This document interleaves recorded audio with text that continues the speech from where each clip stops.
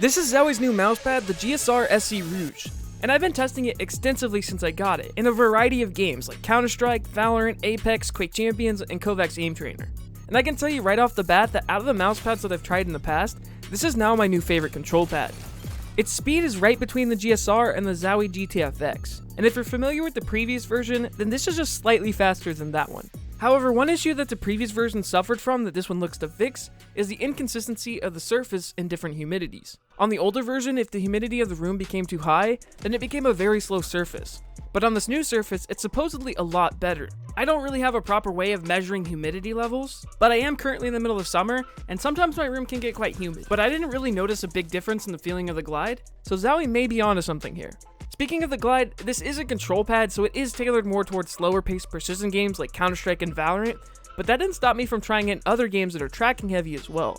I try to put this pad through its paces, and in games like Quake where tracking matters a lot, I found it to be bearable but not 100% ideal. It was really good at large range of motion flicks, but micro corrections that I typically do with my fingers did feel a little bogged down and slow to me. On the flip side, when I tried it in games like CSGO and Valorant, that's when this mousepad really shined. And that's honestly what you would expect from this type of pad. But of course, there is always going to be that element of personal preference involved. I typically like cloth pads on the faster side, like the GTFX, so I'm not going to fully appreciate this pad as much as someone that prefers slower pads. But don't get me wrong, I did enjoy this pad quite a lot, and I think it's a pretty good all-arounder.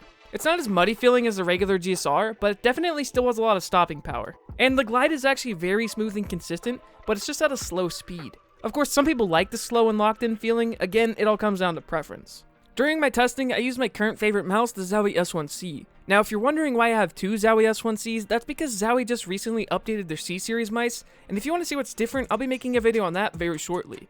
When that's uploaded, you can find a link in the top right hand corner, or check the description of this video. Now, because I did have two copies of this mouse, I was able to test this mouse pad with both the stock Zowie skates and with Tiger Eye skates. And I can happily say this pad works very well with PTFE mouse skates. As soon as I switched over to faster mouse feed on this mouse pad, it immediately made those micro corrections with the fingers that I was talking about earlier much easier. Moving on, here's some of the pros and cons. The first thing I noticed when taking it out of the box is just how soft it is. If you have sensitive skin, then this mouse pad could be a good choice for you. I don't see it easily irritating anyone's arm.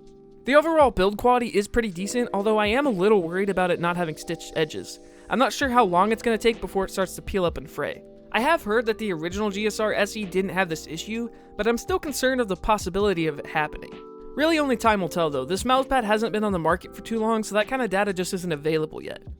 In terms of size, mine was about 45.5 centimeters by 38.5 centimeters. There can be a little variation from copy to copy, but it's right around this range. It would be nice if it was a little bigger, especially to give more space for vertical arm movements, but it's still a pretty decent size. And it also doesn't slide around very easily thanks to the rubber base on the bottom, which brings its thickness to 3.5 millimeters. So this mousepad did take me back to my roots of using control pads, but I think I'll personally stick to using faster pads. If you want to see a review of Zowie's fastest cloth pad, let me know in the comments.